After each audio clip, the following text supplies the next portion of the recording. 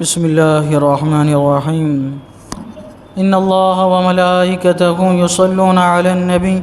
یا ایھا الذین آمنوا صلوا علیہ وسلموا تسلیما اللہم صل علی سیدنا ومولانا محمد وبارک وسلم صلاۃ وسلام علیک یا رسول اللہ صلی اللہ تعالی علیہ وسلم۔ اعوذ باللہ من الشیطان الرجیم، بسم اللہ الرحمن الرحیم۔ اذهب انت واخوك بآیاتی ولا تنیا فی ذکری،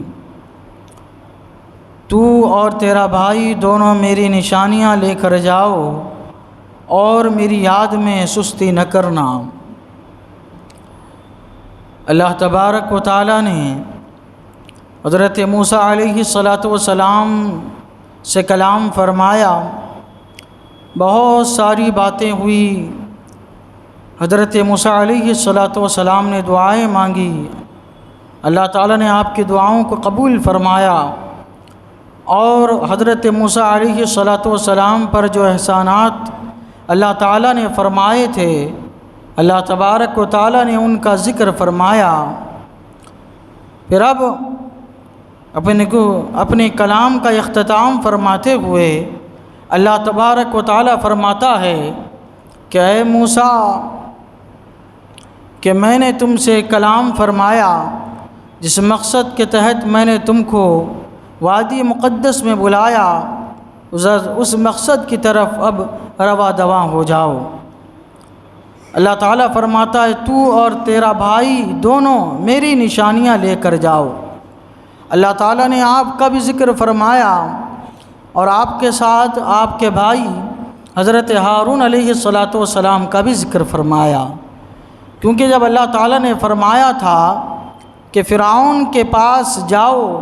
تو حضرت موسیٰ علیہ السلام نے اللہ تعالیٰ سے دعا کی تھی کہ مولا تعالیٰ میرے اس معاملے میں میرے بھائی کو بھی شریک فرما دے، میرے بھائی کو بھی شریک فرما دے، مجھے طاقت و قوت عطا فرما دے، میرے بھائی کو نبوت عطا فرما دے، ہم دونوں جا کر فرعون کو جو ہے راہ راست پر لانے کی کوشش کریں گے اور اس تک جو ہے تیرے پیغام پہنچائیں گے۔ تو اللہ تبارک و تعالیٰ نے آپ کے ساتھ آپ کے بھائی کا بھی ذکر فرمایا، ارشاد فرمایا تو بھی جا اور تیرے ساتھ تیرا بھائی بھی جائے، اور کیا کریں؟ بآیاتی، میری نشانیاں لے کر جاؤ۔ یعنی اللہ تعالیٰ نے جو آپ کو نشانیاں عطا فرمائی تھی، عصا کی جو نشانی، معجزہ، نشانی معنی معجزہ اللہ تعالیٰ نے عصا کا جو عطا فرمایا تھا وہ، اور ید بیضا، یعنی جب آپ اپنا داہنا دست مبارک بغل مبارک میں ڈالتے اور اس کو نکالتے تو وہ روشن ہو جایا کرتا تھا، ساری چیزیں اس میں نظر آنے لگتی تھی اندھیرے میں۔ تو اللہ تعالیٰ نے آپ کو معجزے عطا فرمائے تھے۔ ایک روایت کے مطابق 9 معجزات اللہ تعالیٰ نے آپ کو عطا فرمائے تھے۔ تو اللہ تعالیٰ سبھی کا ذکر کرتے ہوئے فرما رہا ہے کہ تو اور تیرا بھائی میری نشانیاں لے کر جاؤ، میری نشانیاں لے کر جاؤ، ولا تنیا فی ذکری، اور میری یاد میں سستی نہ کرنا۔ یہ اصل میں کیا ہے؟ حضرت موسیٰ علیہ السلام نے اللہ تعالیٰ سے دعا کی تھی کہ میرے بھائی کو ہارون کو نبوت عطا فرما تاکہ ہم دونوں جائیں، اور اس لیے بھی کہ کئی نسبحک کثیرا ونذکرک کثیرا، تاکہ ہم تیری تسبیح بیان کریں، تیرا ذکر ہم کثرت کے ساتھ کریں۔ تو اللہ تبارک و تعالیٰ سے جو انہوں نے دعا کی تھی اس کی یاد دہانی کی کرائی جا رہی ہے کہ تم بھی جاؤ، تمہارا بھائی بھی جائے، اور یاد کرو جو تم نے دعا کی تھی، جو اللہ تعالیٰ کی بارگاہ میں کیا عرض کیا تھا کہ ذکر کریں گے، تسبیح کریں گے، تو اپنے قلب سے، اپنے اعمال سے، اپنی زبان سے ہمیشہ ہر حال میں اللہ تعالیٰ کا ذکر کرتے رہنا، اللہ تعالیٰ کی تسبیح کرتے رہنا۔ اللہ تبارک و تعالیٰ کا ذکر ایک ایسی چیز ہے کہ جس سے جملہ مقاصد کو انسان حاصل کر سکتا ہے، سارے مقاصد کو انسان اللہ کے ذکر سے حاصل کر سکتا ہے، یہاں تک کہ دل کا اطمینان جو کسی پیسوں کے مول نہیں مل سکتا۔ اللہ تبارک و تعالیٰ فرماتا ہے الا بذکر اللہ تطمئن القلوب، دلوں کو اطمینان اللہ کے ذکر سے ہی حاصل ہوتا ہے۔ بلکہ اللہ کے رسول صلی اللہ تعالیٰ علیہ وسلم نے ارشاد فرمایا کہ ہر وہ کام جو بغیر اللہ کے نام سے شروع کیا جاتا ہے وہ پائے تکمیل تک نہیں پہنچتا، جب اللہ تعالیٰ کا نام اس میں لیا جاتا ہے تو وہ کام پائے تکمیل تک پہنچ جاتا ہے۔ اللہ تعالیٰ کے نام مبارک کے ذکر کرنے کی یہ جو ہے برکت ہے، اسی لیے چاہیے انسان کو ہمیشہ اپنی زبان پہ اللہ تبارک و تعالیٰ کا ذکر جو ہے روا دوا رکھے۔ بزرگان دین فرماتے ہیں جب کوئی شخص اللہ تعالیٰ کا ذکر کثرت کے ساتھ کرتا ہے تو اللہ تبارک و تعالیٰ اس کی روحانیت کو ایسے مضبوط فرما دیتا ہے کہ اللہ تعالیٰ کے علاوہ کسی اور چیز کا خوف اس کے دل میں نہیں ہوتا، ساری چیزیں اس کی نظر میں ہیچ ہو جایا کرتی ہے، یہاں تک کہ درندے بھی، یہاں تک کہ بڑی چیزیں جو انسان کے بس کی نہیں ہیں، ساری چیزیں اس کے آگے سرنگو ہو جاتی ہے۔ یہ اللہ تبارک و تعالیٰ کے ذکر کی برکت ہے۔ اللہ تبارک و تعالیٰ نے فرمایا کہ یاد رکھنا ہمیشہ میرا ذکر کرتے رہنا، میرے ذکر میں کبھی سستی نہ کرنا۔ اللہ تعالیٰ نے حضرت موسیٰ اور حضرت ہارون علیہم السلام کو فرعون کے پاس جانے کا حکم دیا۔ اب آپ غور کیجئے اللہ والوں کی کیا شان ہے، اللہ کے نبیوں کی کیا شان ہے، کیسے حکم کی بجا آوری ہے، کیسے تعمیل کی بجا آوری ہے۔ اب آپ دیکھیے کہ جب واقعی کی ابتدا ہوئی تو بتایا گیا تھا کہ حضرت موسیٰ علیہ السلام دوران سفر ہے، آپ کی اہلیہ آپ کے ساتھ ہے، یہاں تک کہ آپ کے اہلیہ کو بچے کی ولادت ہوئی اور آپ جانوروں کا ریوڑ جو ہے آپ کے ساتھ ہے۔ اللہ تعالیٰ نے کلام فرمایا تو ساروں کو چھوڑ کر آپ اللہ تعالیٰ کلام کی طرف مشغول ہوئے تھے، گئے تھے آپ وہاں گئے تھے، جب آپ نے ایک جلتی ہوئی آگ دیکھی تھی تو وہاں گئے، پھر اللہ تعالیٰ نے کلام فرمایا اب یہ لوگ یہی ہیں، آپ کے اہلیہ اور آپ کا جو نومولود، آپ کے جو مولود فرزند ہیں وہی ہیں، اور آپ کا ساز و سامان وہی ہیں۔ ابھی اللہ تعالیٰ کلام فرما رہا ہے اور فرماتا ہے جاؤ تم اور تمہارا بھائی دونوں جاؤ۔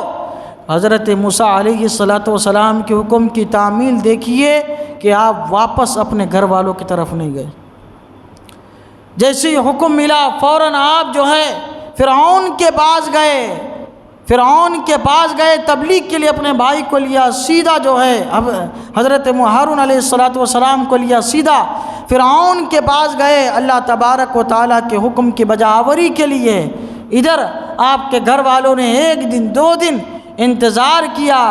وہیں پہ وہ گھومتے رہے، تلاش کرتے رہے، یہاں تک کہ عرصے کے بعد جو ہے مدین کا ایک شخص وہاں سے گزرا تو اس نے ان حضرات کو پہچانا، یہ تو حضرت شعیب علیہ السلام کی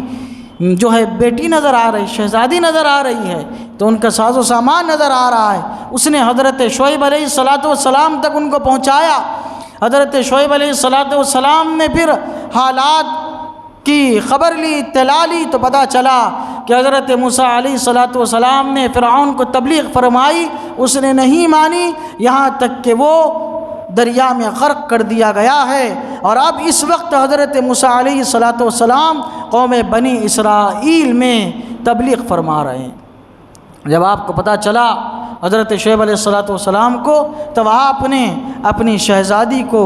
اور ان کے ساز و سامان کو ان تک پہنچایا۔ یہ ہے اللہ والوں کا معاملہ۔ دیکھیے کہ جب اللہ کا حکم ملتا ہے تو کسی چیز میں یہ سستی نہیں کرتے، یہی مطلب ہے ولا تنیا فی ذکری کا مطلب یہی ہے، میری یاد میں سستی نہ کرنا، یعنی جو حکم ملے، جو اللہ کا فرمان ملے اس میں سستی نہ کرنا، تو آپ نے ذرا سی بھی سستی نہیں کی۔ تو ہمیں کیا چاہیے کہ جب مؤذن ہمیں 5 وقت اللہ کے ذکر کے لیے بلاتا ہے، نماز کے لیے بلاتا ہے، حی علی الصلاۃ، آؤ نماز کی طرف، حی علی الفلاح، آؤ کامیابی کی طرف، ہمیں چاہیے کہ ہم سستی نہ کریں، سارے معاملات کو چھوڑ کر سب سے پہلے ہم اللہ کے حضور حاضر ہو جائیں۔ ڈاکٹر اقبال فرماتے ہیں یہ ایک سجدہ جسے تو گرا سمجھتا ہے، 1000 سجدوں سے دیتا ہے آدمی کو نجات۔ جس پریشانی میں سرگردہ رہتے ہیں، پھرتے رہتے ہیں، ادھر بھاگ ادھر بھاگ، اس سے مدد طلب کر، اس سے حاجت روائی کر۔ حضرت ڈاکٹر اقبال فرماتے ہیں ارے ادھر ادھر کیوں بھاگتا ہے، ایک اللہ کی بارگاہ میں آ جا، سارے کام ایک سجدے میں تیرے حل ہو جائیں گے۔ دوسروں کے دروں پر، دوسروں کے دروازوں پر، چوکھٹوں پر، دوسروں کے قدموں میں جو تو اپنے مسائل کا حل تلاشتا ہے، اللہ کے گھر میں آ کے سجدے میں وہ مسائل تجھے بآسانی مل جائیں گے اور راز و نیاز رہے گی یہ بات۔ دوسرا مدد کرے گا، چار لوگوں میں بولے گا۔ اللہ تبارک و تعالیٰ جب مدد فرمائے گا تو اللہ تبارک و تعالیٰ اپنے شان کے مطابق مدد فرمائے گا، اور کام بنے گا تو ایسا بنے گا کہ کبھی ٹوٹے گا نہیں، کبھی ختم نہیں ہوگا۔ یہی درس ملتا ہے اس آیت کریمہ سے۔ اللہ تبارک و تعالیٰ کی بارگاہ میں دعا ہے کہ مولا تعالیٰ ہم سب کو قرآن شریف سیکھنے سمجھنے اور اس کے مطابق اپنی زندگی گزارنے کی توفیق عطا فرمائے۔ اشہد ان لا الہ الا اللہ واشہد ان محمدا عبدہ ورسولہ وصلی اللہ تعالیٰ علی سیدنا محمد وعلی آلہ وصحبہ اجمعین برحمتک یا ارحم۔